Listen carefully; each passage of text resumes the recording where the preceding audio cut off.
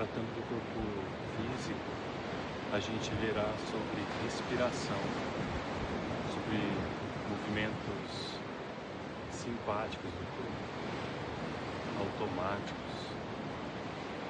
A gente começa destravando o maxilar,